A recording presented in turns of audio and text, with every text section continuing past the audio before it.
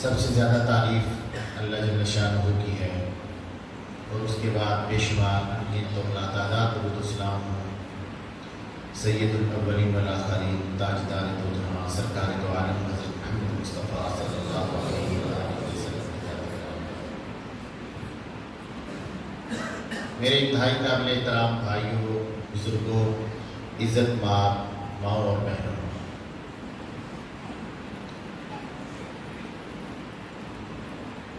اللہ تعالیٰ کے اس گھر میں آپ تشریف فرما ہیں، اللہ اور اس کے رسول کا پیغام سننے کے لیے آپ جمع ہوئے۔ آج لیلۃ القدر کی رات ہے جو 1000 مہینوں سے افضل ہے، اور آپ وہ خوش نصیب لوگ ہیں جنہوں نے اللہ کا کلام سنا ہے، قرآن مجید کی تلاوت سنی ہے، اور قیام اللیل میں، نماز تراویح میں، رات کی نماز میں آپ نے قرآن مجید سن کر آج الحمدللہ وہ 30 پارے ہو گئے۔ این سعادت بزور باز نیست، یہ خوش قسمتی ماسوائے اللہ کے فضل سے، یہ ماسوائے اللہ کی مہربانی سے یہ چیز نہیں مل سکتی۔ یہ قرآن مجید کا سننا اور سنانا اسی کو ملتا ہے جس کے اوپر اللہ کا فضل ہوتا ہے۔ حدیث رسول میں ہے خیرکم من تعلم القرآن وعلمہ، کہ تم میں بہترین شخص وہ ہے جو قرآن سیکھتا ہے اور قرآن سکھاتا ہے۔ خیرکم، بہترین شخص۔ آپ غور کریں، جو آپ لوگ یہاں تشریف فرما ہیں، آپ اپنے بہترین شخص کو کیا اس حدیث کے مطابق آپ قرآن سیکھنے والے ہیں یا قرآن سکھانے والے؟ حافظ صاحب جب اتنی خوبصورت انداز میں آپ کو قرآن مجید سنا رہے تھے نماز میں، میرے دل میں ایک امنگ پیدا ہوئی، ایک خواہش پیدا ہوئی، ایک امید مچلی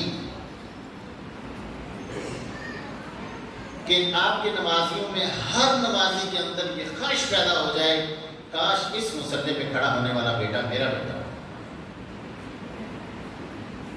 آپ کی اولاد میں کوئی کمی نہیں، آپ کی محنت میں کوئی کمی نہیں ہے، لیکن میرے بھائیوں ایک سازش ہوئی ہے مسلمانوں کے خلاف۔ آج جو آپ نے قرآن مجید سنا ہے، میں اسی کے انشاءاللہ تناظر میں آپ کو بتاؤں گا کہ یہ جو قرآن کے خلاف سازش ہے یا جو اسلام کے خلاف سازش ہے، یہ آج کے دور کی نہیں ہے۔ یہ سازشیں نبی علیہ السلام کے دور سے شروع ہو چکی تھی، اور آج کے دور میں یہ سازش بہت زیادہ ہو گئی ہے۔ کون سی سازش ہے؟ دیکھیں، ہم مسلمان ہیں، ہمارا اللہ پر ایمان ہے، اللہ کے پیغمبر پر ایمان ہے، یوم آخرت پر ایمان ہے، کتابوں پر ایمان ہے، قرآن مجید کے سچا ہونے پر ایمان ہے۔ قرآن مجید کے سچا ہونے پر سب کا ایمان ہے، لیکن قرآن مجید پڑھنے والے لوگ بہت کم ہیں۔ مجھے یہ بتاؤ کہ اس وقت سکولوں میں تعداد زیادہ ہے یا مدارس میں تعداد زیادہ ہے؟ اور سکولوں میں جو آپ پڑھاتے ہیں اس کی آپ فیس بھی ادا کرتے ہیں، اس کے پیسے بھی آپ دیتے ہیں، رکشے والے کو کرایہ بھی دیتے ہیں، استادوں کو ٹیوشن بھی دیتے ہیں، جا کر ان کی منتیں بھی کرتے ہیں، اور بچے پڑھ کے کیا آتے ہیں؟ جو آپ کو ملتا ہے اس کے مقابلے میں کیا ہے؟ اور مدرسے میں جب آپ پڑھتے ہیں تو آپ کو کھانا بھی ملتا ہے، آپ کو پہننا بھی ملتا ہے، آپ کو عیدی بھی ملتی ہے، آپ کو کپڑے بھی ملتے ہیں، اور بچے بڑے صاف ستھرے ہیں۔ وہ بچے سگریٹ بھی نہیں پیتے، وہ بچے گالیاں بھی نہیں نکالتے، وہ بچے ماں باپ کی نافرمانی بھی نہیں کرتے۔ اور جو اسکولوں میں پڑھنے والے بچے ہیں، یہ سارے نہیں، کچھ اچھے بھی ہیں، اسکولوں میں پڑھنے والے بھی بچے بہت اچھے ہیں، لیکن بہت سارے لوگ اولاد کی وجہ سے پریشان۔ کسی کے دل کی بات سن لیں، اسکولوں میں مائیں آتی ہیں، بچہ بات نہیں سنتا، باپ آتے ہیں، بچہ چھٹی ہوتی ہے اسکول سے گھر نہیں جاتا۔ کبھی آپ نے سنا ہے کہ مدرسے کا بچہ چھٹی ہو گھر نہ گیا ہو، بھاگ گیا ہو، جا کے کسی ہوٹل پہ کھڑا ہو کے ٹیلی ویژن دیکھ رہا ہو، کہیں فلم دیکھ رہا ہو، کہیں گالیاں نکال رہا ہو؟ میرے بھائیوں، یہ بات بڑی سوچنے والی ہے جو میں آپ کو بتا رہا ہوں۔ میرا پھر آپ سے ایک اور سوال ہے، مجھے یہ بتاؤ کہ جب میلہ لگتا ہے، دانت، یہ بیلوں کا میلہ، ڈنگروں کا میلہ، کوکڑ کا میلہ جب لگتا ہے یا کہیں سرکس لگتی ہے تو وہاں تعداد زیادہ ہوتی ہے یا جمعے میں تعداد زیادہ ہوتی ہے؟ میرا سوال ہے نا، جس طرح میں نے سوال کیا کہ کیا سکول میں تعداد زیادہ ہے یا مدرسے میں تعداد زیادہ ہے؟ مسجد میں خوشبو ہے، مسجد میں روشنی ہے، مسجد میں نور ہے، مسجد میں سکون ہے، دل کا قرار ہے، دل کو چین ہے، اللہ کا ذکر ہے، اللہ کی یاد ہے۔ اور میلے میں کیا ہے؟ وہاں گالیاں ہیں، ناچ گانا ہے، وہاں فراڈ ہے، دھوکہ ہے، وہاں ہر برائی ہے، لیکن وہاں تعداد زیادہ ہے۔ اس کا مطلب ہے کہ شیطان کام زیادہ کر رہا ہے، غیر مسلم کام زیادہ کر رہا ہے اور ہم کام کم کر رہے ہیں۔ ہماری قوم کس طرف جا رہی ہے؟ علامہ اقبال رحمۃ اللہ علیہ نے کہا تھا، وضع میں تم نصارا تمدن میں ہنود، یہ مسلمان جنہیں دیکھ کے شرمائی یہود۔ وضع میں تم نصارا، کیا مطلب ہے اس کا؟ کہ تمہارے کپڑے عیسائیوں جیسے، تمہارے کپڑے، تمہاری پہچان۔ آج کل جس نے 3 پیس سوٹ پہنا ہو، پینٹ شرٹ پہنی ہو، لوگ اس کو معزز سمجھتے ہیں۔ جس نے داڑھی رکھی ہو، لوگ کہتے ہیں یہ تو جکڑ ہے، یہ تو جاہل ہے، یہ تو مولوی ہے، اس کو پیچھے کرو۔ یعنی تمہاری یہ جو میں آپ کو بتایا سازش ہوئی ہے، یہ کیا سازش ہوئی ہے جس کا ذکر علامہ صاحب کر رہے ہیں، علامہ اقبال رحمۃ اللہ علیہ؟ وضع میں تم نصارا تمدن میں ہنود۔ تمدن کیا ہوتا ہے؟ تمہارا کلچر، تمہارا رہنا سہنا، تمہاری شادی، تمہارا بیاہ ہندوؤں جیسا۔ کیا ہماری شادیاں ہندوؤں جیسی نہیں ہیں؟ یہ جو آپ بہت سارے لوگ کہتے ہیں کہ غربت ہے، پیسے کچھ نہیں ہیں، لیکن ان کی شادیاں جا کے دیکھیں، ہندوؤں کی ساری رسمیں موجود ہیں گھروں میں، ساری رسمیں ہندوؤں کی، کیونکہ ہندوؤں سے ہم لوگ الگ ہوئے ہیں نا۔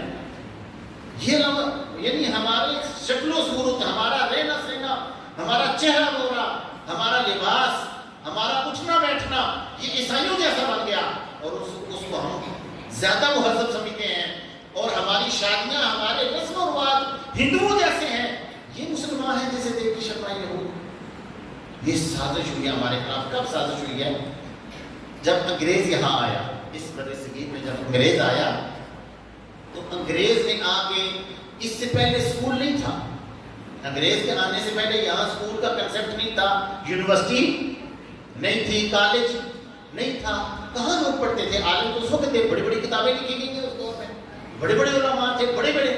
میرے بھائیوں، اس دور میں صرف مدارس تھے، اس دور میں صرف مدارس تھے۔ لوگ بڑے بڑے علماء، شیوخ الحدیث، جو حدیثیں پڑھانے والے لوگ ہیں، مساجد آباد تھی، مساجد مکتب ہوا کرتے تھے، یہاں لوگ قرآن پڑھتے تھے، حدیث پڑھتے تھے، اللہ اس کے رسول کا پیغام بھی پڑھتے تھے، اور ساتھ طب کی تعلیم بھی حاصل کرتے تھے، ڈاکٹر بھی مدرسے میں بنتے تھے۔ بغداد یونیورسٹی پہلے دور کی، پرانی یونیورسٹی کی بات کرتا ہوں، بغداد یونیورسٹی میں انگریزی تعلیم نہیں تھی، تمام علوم و فنون تھے۔ میرے بھائیوں، ہمارے استاد محترم بکر صاحب کے استاد محترم جن شیوخ سے ہم نے پڑھا ہے، وہ جہاں عالم تھے وہاں بہت بڑے طبیب تھے۔ تو آج ایک مسلط کی گئی ہے ہمارے اوپر، ہماری جو میڈیسن کی کمپنیاں ہیں، دوائیاں جو ہم کھاتے ہیں وہ کون سی ہیں، کتابیں جو ہم پڑھتے ہیں وہ کون سی ہیں؟ اصل میں سازش ہوئی ہمارے خلاف، اور ہمارے بچوں کو، جو پاورفل بچے تھے، جو جس طرح حضرت حافظہ فرما رہے تھے اپنے بچوں کو، مولانا صاحب فرما رہے تھے اپنے بچوں کو حافظ بناؤ، اپنے بچوں کو حافظ بناؤ۔ میرے بھائیوں، کیا آپ نے کبھی غور کیا ہے، میری ماؤں بہنوں نے کبھی غور کیا ہے کہ گھر کا سب سے لائق بچہ، گھر کا سب سے عقل مند بچہ، وہ ہمیں نے دین کے لیے وقف کرنا ہے۔ دین کے لیے وقف کون سا بچہ کیا جاتا ہے؟ جو نہ اسکول چلتا ہے، گھر میں تنگ کرتا ہے، لڑائی جھگڑے کرتا ہے، اور الٹے سیدھے کام کرتا ہے، کہتے ہیں اس کو مولوی صاحب کے حوالے کر دو۔ تو پھر وہ جا کے جب مدرسے میں بھی چوریاں کرتا ہے، پھر مدرسے بدنام ہوتے ہیں، وہ مدرسے میں بھی لڑائیاں کرتا ہے، پھر علماء بدنام ہوتے ہیں۔ آپ نے کبھی یہ غور کیا ہے؟ مجھے یہ بتاؤ، آپ کپڑا خریدنے جاتے ہو، آپ گاڑی خریدتے ہو، آپ گھر کا سامان خریدتے ہو، بڑی تحقیق کرتے ہو، لیکن آپ دین کے لیے بچہ وقف کر رہے ہیں تو کوئی تحقیق نہیں کرتے کہ میں نے بچہ کس جگہ بھیجنا ہے، کون سا استاد اچھا ہے، کون سا مدرسہ اچھا ہے، یہ آپ کا لخت ذکر ہے، یہ آپ کا نور نظر ہے، یہ آپ کا مستقبل ہے، یہ بچہ قیامت کے دن آپ کو بخشائے گا جو حافظ ہے۔ یہ میں نہیں کہتا، اللہ کے پیارے نبی فرماتے ہیں، اللہ کے پیارے پیغمبر فرماتے ہیں، کہتے ہیں 3 چیزیں جب انسان کو دفنایا جاتا ہے نا تو اس کے سارے بہن بھائی عزیز رشتہ دار واپس آ جاتے ہیں۔ قبر میں کوئی ساتھ جاتا ہے؟ کوئی قبر میں ساتھ نہیں جاتا۔ 3 چیزیں انسان کو فائدہ دیں گی۔ آپ سارے لوگ جس طرح میں نے پہلے سوال کیا ہے کہ یہ حافظ بچہ کاش میرا بچہ ہوتا، اور یہ اگلا سوال میرا آپ سے یہ ہے کہ قیامت کے جب انسان فوت ہو جاتا ہے اور قبر میں ساری چیزیں بہن بھائی عزیز رشتہ دار دفنا کے کوئی وہاں ساتھ نہیں دیکھتا، کوئی دیکھتا ہے؟ وہ سب واپس آ جاتے ہیں۔ 3 چیزیں اس کے پاس ہیں۔ پہلی چیز او علم ينتفع به، ایسا علم جس سے لوگ فائدہ حاصل کرتے ہیں۔ کیا ہم نے ایسا علم دیا جس سے ہمیں قبر میں فائدہ ہو؟ اور صدقۃ جاریہ، تو ایسا صدقہ و خیرات جس سے لوگ فائدہ حاصل کرتے ہیں، صدقہ جاریہ۔ ہم کتنا صدقہ خیرات، زیادہ تر آج کل مانگنے والے ہیں، زیادہ خرچہ نہیں پورا ہوتا، بڑے مسائل ہیں۔ میرے بھائیوں، یہ صدقہ فطر جو ہم ادا کرتے ہیں یہ ہر شخص پر ہے، اس کے لیے غریب امیر کی قید نہیں ہے۔ اللہ تعالیٰ آپ کی تربیت کرنا چاہتے ہیں کہ آپ دینے والے بنو، لینے والے نہ بنو۔ دینے والے، ہمارا ماحول ایسا بن گیا ہے کہ ہر بندہ ہی لینے والا ہے، دینے والے بہت کم، لیکن جو دینے والے ہیں وہ بھی کیا کمال ہے، ماشاءاللہ کیا دیتے ہیں۔ الحمدللہ اللہ کا فضل ہے، ہماری جماعت میں بے شمار لوگ ہیں جو اللہ کے نام پہ صدقہ کرتے ہیں، اور ہماری ہر مسجد میں افطاری ہے، ہماری ہر مسجد میں صدقہ و خیرات ہے۔ یہ اللہ کا فضل ہے ہمارے اوپر، یہ علماء کی مہربانی ہے، آپ کو سیدھا راستہ دکھاتے ہیں۔ اور تیسری چیز کیا ہے؟ ولد صالح یدعو لہ، وہ صالح اولاد، وہ نیک اولاد جو اپنے ماں باپ کے لیے دعا کرتے ہیں۔ میرے بھائیوں، ایک شخص پروفیسر ہے، پرنسپل ہے، ڈاکٹر ہے، اچھی بات ہے کہ لوگوں کی خدمت کرتا ہے، لیکن کیا وہ ساری زندگی دعائیں مانگتا رہے اپنے والدین کے لیے؟ لیکن ایک حافظ، ایک قاری قرآن، ایک عالم جو اللہ اس رسول کا پیغام بلند کرتا ہے، جب وہ دعا کرتا ہے اللہم اغفر لوالدین، یا اللہ میرے والدین کو بخش دے، اللہ تعالیٰ اس کی جو عذاب تھا اس قبر والے کا وہ ٹال دیتے ہیں، اس کے اوپر سے پریشانیاں تکلیفیں ختم ہو جاتی ہیں۔ وہ پوچھتا ہے یہ کیا ہوا؟ فرشتے اس کو بتاتے ہیں ولد صالح یدعو لہ، یہ تیری صالح اولاد ہے، نیک اولاد ہے جو تیرے لیے دعا کرتی ہے۔ میرے بھائیوں، کیا ہم نے اپنے لیے صالح اولاد چھوڑی ہے؟ یہ سوال ہے، کیا ہماری اولاد صالح ہے، نیک ہے، نیکی کے کام کرتی ہے؟ آپ کی اولاد صالح اس وقت بنے گی جب صالح لوگوں کے ساتھ بیٹھ جائے گی، جب نیک لوگوں کے ساتھ بیٹھے گی، جب علماء کے پاس بیٹھے گی۔ تو میرے بھائیوں، کاش ہر بندہ یہ خواہش کرے کہ میرا بیٹا بھی حافظ ہو، میرا بیٹا بھی قاری قرآن ہو۔ کل قیامت کا دن ہوگا، کل قیامت کا دن ہوگا۔ اللہ کے پیارے پیغمبر نے ارشاد فرمایا، سورۃ البقرہ، سورہ آل عمران، مجھے یہ بتاؤ قیامت کے دن حدیث میں آتا ہے لوگ ایک نیکی ڈھونڈنے کے لیے نکلیں گے، کوئی شخص کسی کو کوئی ایک نیکی نہیں دے گا۔ سورۃ العبس میں آتا ہے 30واں پارہ، شاید آپ نے کل سنا ہوگا، یوم یفر المرء من اخیہ وامہ وابیہ وصاحبتہ وبنیہ لکل امرئ منہم یومئذ شأن یغنیہ۔ باپ بیٹے سے بھاگے گا، بیٹا باپ سے بھاگے گا، دوست دوست سے بھاگے گا، بیوی خامد سے بھاگے گی، خامد بیوی، ایک نیکی دے دو کوئی نہیں دے گا۔ اور جس کو قیامت کے دن سفارش مل جائے، کامیابی کا زینہ مل جائے، جنت کا ٹکٹ مل جائے، وہ کتنا خوش قسمت انسان ہوگا۔ حضور نے فرمایا جنت کا ٹکٹ حاصل کرنا چاہتے ہو، بچوں کو حافظ بناؤ، کیسے؟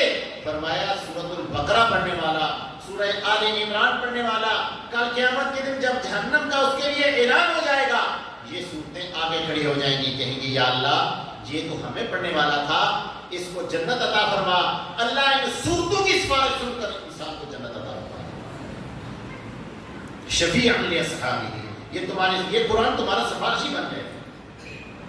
میرے بھائیوں، کاش اپنے اندر پیدا کرو، لیکن یہ بات ذہن میں رکھو، میں بار بار، چونکہ میں نے بہت مدارس ملے ہیں، بہت مدارس میں گیا ہوں، بہت حافظوں کو دیکھا ہے، میرے ساتھ 100 لڑکوں نے حفظ کیا ہے، میرے ساتھ ہزاروں طلباء حالت میں ہیں، الحمدللہ پاکستان کے تقریباً بڑے بڑے مدارس میں اور تمام مسالک کے مدارس میں گیا ہوں، حتیٰ کہ شیعوں کے مدارس میں بھی، بریلویوں کے مدارس میں، دیوبندیوں کے مدارس میں گیا ہوں، لیکن میں آپ کو بتاؤں اس وقت تک دین غالب نہیں ہوگا جب تک طاقتور لوگوں کے بچے دین حاصل نہیں کریں گے، دین کی تعلیم حاصل نہیں کریں گے۔ نمبر 1، جب تک ذہین طلباء، فتین طلباء، جو گھر کا لائق، جو ڈاکٹر بننے والا بچہ ہے، جو بچہ ڈاکٹر بننے والا ہے، جب تک آپ اس کو دین کے لیے وقت نہیں کرو گے، دین مضبوط نہیں ہوگا۔ آپ سوچ رہے ہیں میں کیا کہہ رہا ہوں؟ میرے بھائیوں، یہاں سفیر حضرات آتے ہیں، اکثر آپ نے سنا ہوگا، وہ آ کے اعلان کرتے ہیں ہمارے مدرسے میں یتیم غریب بچے پڑھتے ہیں جو آپ کے تعاون سے پڑھتے ہیں۔ میرا اس اعلان سے اختلاف ہے کہ لوگوں کو غریب یتیم نہ بناؤ، اس دین کو لوگوں کو یہ نہ بتاؤ کہ مدرسے میں صرف یتیم بچے پڑھتے ہیں۔ آپ کیوں وزیر اعظم کا بیٹا اسلام نہیں پڑھتا، حدیث نہیں پڑھتا، بخاری نہیں پڑھتا، کیوں نہیں پڑھتا؟ ڈی سی ایس پی کا بیٹا کیوں قرآن کا ترجمہ نہیں پڑھتا؟ متنفر کر دیا گیا ہے قرآن سے، یتیم غریب۔ یہ کہنا چاہیے کہ اگر آپ دین کا غلبہ چاہتے ہو، یہ نہ ہونا چاہیے، اگر آپ کیا چاہتے ہو؟ دین کا غلبہ چاہتے ہو۔ یہ مدارس اللہ کے گھر ہیں، یہاں سے علماء پیدا ہوتے ہیں جو دین کے غلبے کے لیے کام کرتے ہیں۔ اگر آپ کا مذہب اسلام ہے اور اسلام سے محبت کرتے ہو، مجھے یہ بتاؤ، حضور علیہ الصلوۃ والسلام نے غزوہ تبوک کے موقع پر اسلام کے غلبے کے لیے چندہ اکٹھا کیا، اسلام کے غلبے کے لیے چندہ اکٹھا کیا، اور یہ اعلان ہونا چاہیے کہ ان مدارس میں دین کے داعی پڑھتے ہیں، دین کے مجاہد پڑھتے ہیں، جو اسلام کے قلعے ہیں، اسلام کو بلند کرنے کے لیے نکلیں گے۔ آپ نے کبھی کسی سفیر کے یا عالم کے منہ سے یہ اعلان سنا ہے جو میں آپ کو بتا رہا ہوں؟ ہمیں کمزور بنایا گیا، ہمارے خلاف سازش ہوئی، جو نابینا ہے، جو لولا لنگڑا ہے، جو گھر کا کمزور ہے، اس کو دین کے لیے رکھا جاتا ہے، پھر کہتے ہیں جی مولویوں نے کام خراب کر دیا۔ ہم ایک مجلس میں بیٹھے ہوئے تھے، وہاں ڈپٹی کمشنر تھے، سیشن جج تھے، بڑے جو افسران تھے، وہاں چل پڑی کو جی مولویوں بڑا کام خراب کیا، داڑھی آ لینا، پرگے آ لینا، بڑا کام خراب کیا۔ بحث چلتی رہی، اتنی دیر میں اذان ہوگی، تو میں نے ڈی سی صاحب سے کہا، میں نے کہا ذرا ان کو اذان دو۔ کہتے ہیں یار آپ صاحب کمال کرتے ہو بھائی صاحب، مجھے کتنے اذان آتی ہے۔ سیشن جج صاحب سے میں نے کہا ذرا ان کو جماعت کراؤ بھائی صاحب، آپ کہتے ہو مولویوں کام خراب کیا۔ میں نے کہا آپ مسلمان گھر میں پیدا نہیں ہوئے، آپ مسلمان کے گھر میں پیدا نہیں ہوئے۔ میں نے کہا آپ نے کام خراب کیا ہے جنہوں نے انگریزی تعلیم کو اپنے اوپر غلط کر۔ کیا جتنی کرپشن ہے ہمارے ملک میں، کیا جتنی تباہی ہے، کیا جتنا سود ہے، یہ مولوی دیتے ہیں یا مولوی دیتے ہیں؟ کیا مدارس مساجد سے سودی کاروبار ہوتا ہے؟ ان بازاروں سے ہوتا ہے، ان گورنمنٹ کے اداروں سے سودی کاروبار ہوتا ہے۔ اور لوگ کہتے ہیں ہمارے ملک میں سکون نہیں، کیسے سکون ہو؟ سود اللہ کے ساتھ جنگ ہے، اور یہ جنگ مسلمان کر رہے ہیں، مسلمان تمام ممالک کر رہے ہیں، پھر کہتے ہیں کہ غلبہ نہیں ہے، مسلمان کمزور ہیں، ہر طرف جوتیاں پڑتی ہیں، ادھر مار پڑتی ہے، کہیں قتل ہوتے ہیں، کہیں بم پھٹتے ہیں، مسلمان پریشان ہیں۔ میرے بھائیوں، یہ معیشت کو کنٹرول کیا ہے امریکہ نے اور دیگر لوگوں نے، اور مسلمان اس بات کو نہیں سمجھتے، مقروض در مقروض ہوتے جا رہے ہیں، سود در سود دیتے جا رہے ہیں، اور کہتے ہیں تم کو سکون ہو۔ یہ کب ختم ہوگا؟ یہ ختم ہوگا ان مدارس کے اندر پاورفل لوگ، جس طرح حضور علیہ الصلوۃ والسلام نے اللہ سے دعا مانگی تھی۔ کیا دعا مانگی تھی؟ یا اللہ 2 عمر دے دے۔ کون دے دے؟ 2 عمر دے دے، یا عمر بن خطاب یا عمر بن ہشام۔ عمر بن ہشام ابو جہل ہے، اور عمر بن خطاب حضرت عمر فاروق رضی اللہ تعالیٰ عنہ امیر المومنین۔ یہ کون تھے؟ دونوں سردار تھے، یہ دونوں امیر تھے، پاورفل تھے، طاقتور تھے۔ میرے بھائیوں، الاسلام یعلو ولا یعلی علیہ، اسلام بلند ہونے کے لیے آیا ہے، کمزوری کے لیے نہیں آیا. اپنے اندر ہمت پیدا کرو، جرأت پیدا کرو. نہ حافظ پریشان ہو کہ انہوں نے کوئی غلط کام کیا ہے، نہ علماء پریشان ہو کہ شاید وہ کمزور ہیں. یہ دین کے قلعے ہیں مدارس اللہ کے فضل و کرم سے. اچھا مجھے یہ بتاؤ، اسی طرح ہم ایک جگہ بیٹھے ہوئے تھے، 10 بجے تک مجھے ٹائم ملا تھا، لیکن ابھی میں نے تفسیر نہیں شروع کی. مجھے تھوڑی اجازت ہے؟ اگر آپ تنگ ہو گئے ہو تو میں ایک جگہ ہم بیٹھے ہوئے تھے تو اسی طرح پھر بات چال نکلی مولوی مدرسوں کے خلاف. عادت ہوتی ہے لوگ جس کا کوئی کام نہ ہو وہ مولوی مدرسوں کے خلاف اٹھ کے بات کرتا ہے. اسی طرح افسران ہی تھے، کافی بڑے لوگ تھے. تھوڑی سی میں نے کہا میرا ایک سوال ہے صرف آپ سے، جتنے افسران یہاں بیٹھے ہوئے ہیں نا، آپ اسی طرح جو لوگ ٹیچر ہیں، جو تاجر ہیں، وہ بازار میں ہی بات کر سکتے ہیں. جو ٹیچر ہیں اپنے ٹیچروں میں بات کر سکتے ہیں. جو جس مجلس ماحول میں بندہ بیٹھا ہوا یہ دلیل دے سکتا ہے جو میں ابھی آپ کو دینے لگا ہوں.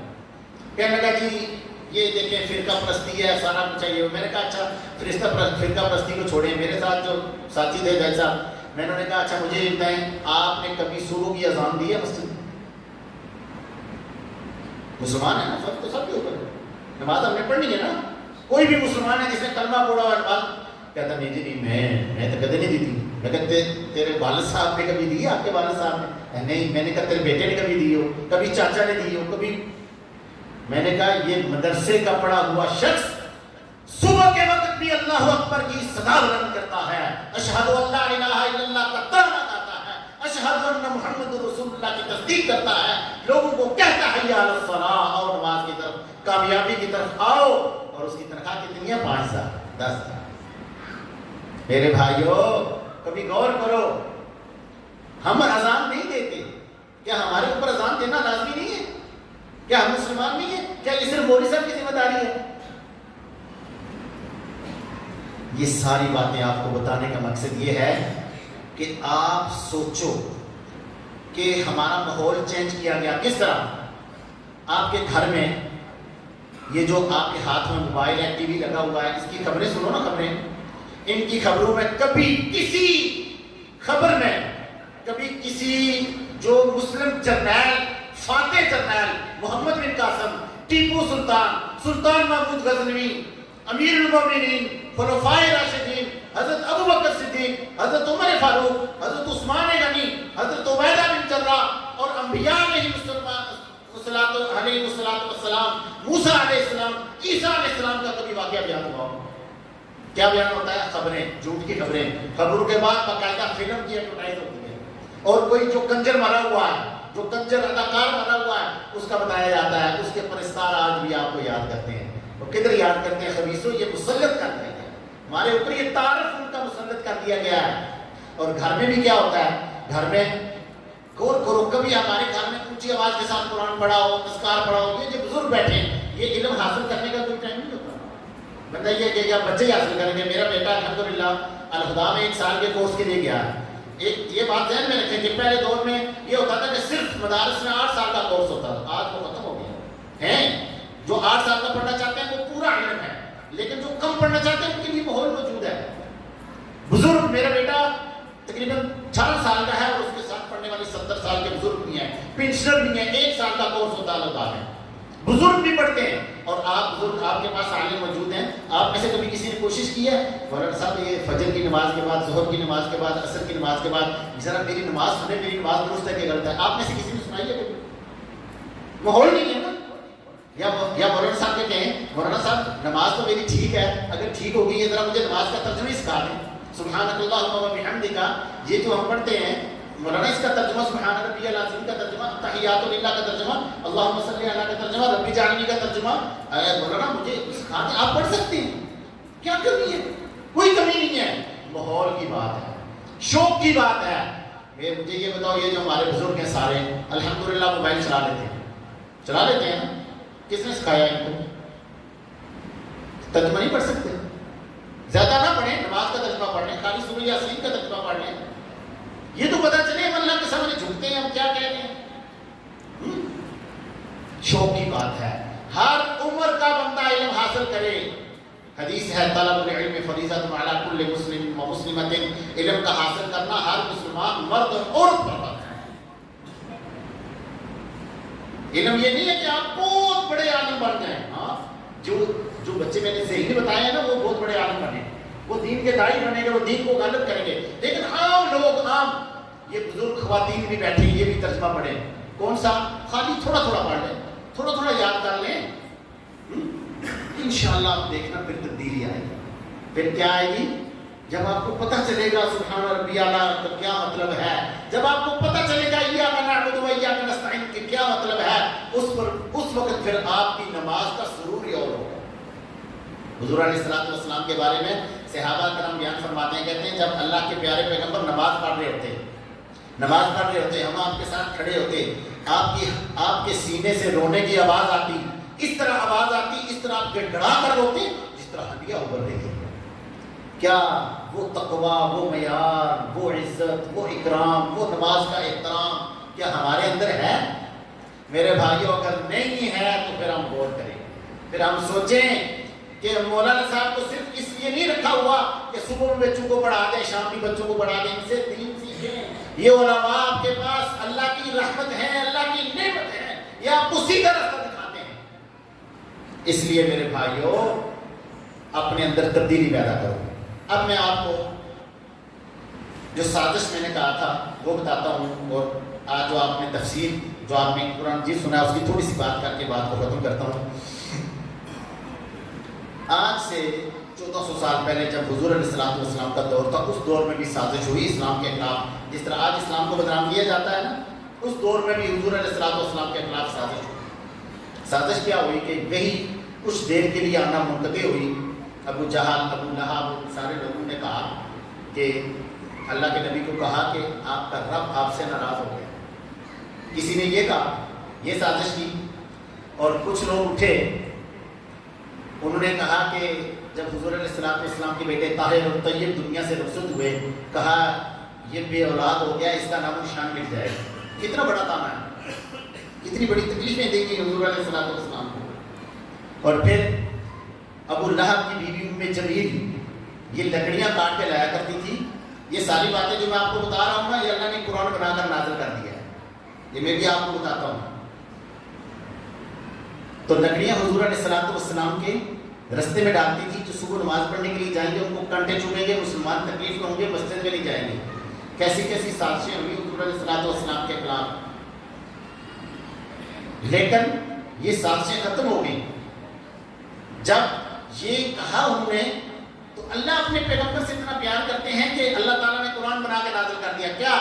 وَالضُّحَىٰ وَاللَّيْلِ إِذَا سَجَىٰ مَا وَدَّعَكَ رَبُّكَ وَمَا قَلَىٰ وَلَلْآخِرَةُ خَيْرٌ لَكَ مِنَ الْأُولَىٰ وَلَسَوْفَ يُعْطِيكَ رَبُّكَ فَتَرْضَىٰ. قرآن کا انداز کتنا پیارا ہے. ابھی آپ نے انداز پہ غور کیا ہے؟ اس کو کہتے ہیں اسلوب قرآن، ترتیل قرآن، قرآن کا خوبصورت انداز. اچھا دیکھیں، جن کو سمجھ نہیں آتا ان کو بھی سکون آتا ہے. ہمارے کچھ لوگ انگلینڈ میں اس طرح کرتے ہیں کہ موبائل میں نا پیاری سی تلاوت لگا کے نا جا رہے ہوتی ہیں صبح جو اسٹوڈنٹ، نوجوان لڑکیاں، گورے گوریاں جو سمجھتے ہیں کہ یہ ذرا بہتر ہے، وہ کہتے ہیں جا رہے ہوتے ہیں، کہتے ہیں یہ 1 منٹ کے لیے سن لیں. یہ کئی لڑکوں نے مجھے یہ واقعہ سنایا. کہتے ہیں وہ 1 منٹ کے لیے جب کان کے ساتھ لگاتے ہیں وہ غیر مسلم، لیکن جب قرآن سنتے ہیں تو ان کی آنکھوں سے آنسو جاری ہو جاتے ہیں اور وہ پوچھتے ہیں یہ کیا، کیونکہ قرآن کا انداز ہی بڑا خوبصورت ہے. کہیں صرف رے آ رہی ہے. دیکھیں، وَالطُّورِ وَكِتَابٍ مَّسْطُورٍ فِي رَقٍّ مَّنشُورٍ وَالْبَيْتِ الْمَعْمُورِ وَالسَّقْفِ الْمَرْفُوعِ وَالْبَحْرِ الْمَسْجُورِ. کتنا پیارا انداز ہے. کہیں صرف رے آ رہی ہے. اقتربت الساعة وانشق القمر وَإِن يَرَوْا آيَةً يُعْرِضُوا وَيَقُولُوا سِحْرٌ مُسْتَمِرٌ. آخر میں رے آ رہی ہے. یہ سورۃ القمر ہے 27ویں سپارے میں، پوری سورت میں رے ہے. اور سورۃ الرحمن میں آخر میں نون ہے. الرحمن علم القرآن خلق الانسان علمه البيان الشمس والقمر بحسبان النجم والشجر يسجدان والسماء رفعها ووضع الميزان. کیسا خوبصورت کلام ہے. آخر میں نون. اور پھر ان حافظ صاحبان کی کیا کمال اللہ نے ان کو دماغ دیا ہے کہ فَبِأَيِّ آلَاءِ رَبِّكُمَا تُكَذِّبَانِ 35 مرتبہ آتا ہے سورۃ الرحمن میں. اور اس کے بعد کیا آ رہی ہے کبھی بھولیں. اور بعض لوگ کہتے ہیں کہ حفظ کرائیں گے اسکول کب پڑھیں گے. کہتے ہیں نا لوگ اپنی مثال دینی نہیں چاہیے تکبر آ جاتا ہے. لیکن آپ کو تحدیث نعمت کے طور پر اور آپ کو اہمیت اور بتلانے کے طور پر بتا رہا ہوں تاکہ آپ کو پتہ چلے کہ یہ بات غلط ہے. جو بچے حافظ ہوتے ہیں وہ زیادہ ذہین ہوتے ہیں. میرے الحمدللہ سارے بچوں نے حفظ کیا ہوگا. سارے بچوں نے پرائمری سے پہلے حفظ کیا اور سارے بچے پرائمری میں بھی ٹاپ آئے, اس کے بعد 6 میں بھی 7 میں بھی 8 میں بھی اور اب یونیورسٹیوں میں بھی بہترین نمبر لے کے پاس. کوئی پریشانی. میں نے الحمدللہ پرائمری سے پہلے حفظ کیا تھا. نہ چھٹی پڑھی اس دور میں ہوتی نہیں تھی. چھٹی نہیں پڑھی, 7ویں نہیں پڑھی, 8ویں نہیں پڑھی, 9ویں نہیں پڑھی, ڈائریکٹ 10ویں کا امتحان دیا. اور اس وقت جو میرے ساتھ پرائمری میں لڑکے تھے وہ میرے ساتھ میٹرک میں تھے, ان کے نمبر کم تھے, میرے الحمدللہ زیادہ تھے. اور جب ایف اے ہوا میں نے ان کے ساتھ ایف اے دیا, ساتھ مدرسے میں پڑھا, ان کے نمبر کم تھے, میرے زیادہ تھے. اور جب بی اے کیا ان میں سے صرف 2 لڑکے بی اے میں پہنچے میرے ساتھ. تقریباً 100 کے قریب لڑکے تھے پرائمری میں, صرف 2 بی اے میں پہنچے, زیادہ انگلینڈ پہنچ گئے. اور وہ بی اے میں بھی میرے سے کم ان کے نمبر تھے. وہ مجھ سے پوچھتے ہیں کہ یار آپ نے کس یونیورسٹی میں پڑھا. میں نے کہا میں نے بس کچھ بھی نہیں پڑھا, قرآن پڑھا. یہ میرا بیٹا الحمدللہ ابھی جس کی آپ نے تلاوت سنی ہے, یہ اس نے پچھلے سال 7ویں میں یہ داخل تھا اسکول میں. میں نے اس کو بریک کرائی. میں نے صرف 1 مہینہ اس کو پڑھایا کہ آپ نے صرف امتحان دینا ہے جو ششمائی امتحان ہوتا ہے, اور آپ فائنل امتحان دینا, باقی آپ پورا سال منزل یاد کریں گے. اس نے کہا ٹھیک ہے. الحمدللہ کلاس میں یہ دونوں امتحان میں فرسٹ آیا, 1 مہینہ پڑھ کے. یار آپ کو کس نے بتایا بھائی جس نے حفظ کیا اس کے لیے انگلش یاد کرنا کیا مسئلہ ہے, اس کے لیے اردو پڑھنا کیا مسئلہ ہے. کوئی مسئلہ نہیں. کیوں؟ یہ قرآن کی برکت ہے, یہ قرآن کا معجزہ ہے. اور پھر دنیاوی فائدہ آپ کو بتاؤں. 20 نمبر آج کل گورنمنٹ آف پاکستان اور آزاد کشمیر رکھے ہیں حفظ کے. ہمارے کچھ لڑکے ہیں حافظ تھے, انہوں نے انجینئرنگ کا امتحان پاس کیا, میں آپ کو بتاؤں, اور ان کا میرٹ میں ان کے 15 نمبر کم تھے, اور دوسرے جو لڑکے تھے ان کے 15 نمبر زیادہ تھے, ان کو سیٹ مل گئی, حافظوں کو نہیں ملی. مجھے کال کی, کہنے لگا یار دیکھو میں تو رہ گیا. میں نے کہا کیسے رہ گیا؟ میں نے کہا تھا میرے 15 نمبر کم ہے. میں نے کہا نہیں, آپ حفظ کی سند لگاؤ, آپ کو 20 نمبر ملیں گے. 20 نمبر ملے. کہتا صحیح بات ہے. میں نے کہا صحیح بات ہے. ڈاکٹر کی سیٹ پہ وہ حافظ تھا. میں نے کہا لگاؤ, آپ کو نمبر زیادہ. اس نے حفظ کی سند لگائی, وہ پہلے نمبر پہ آ گیا.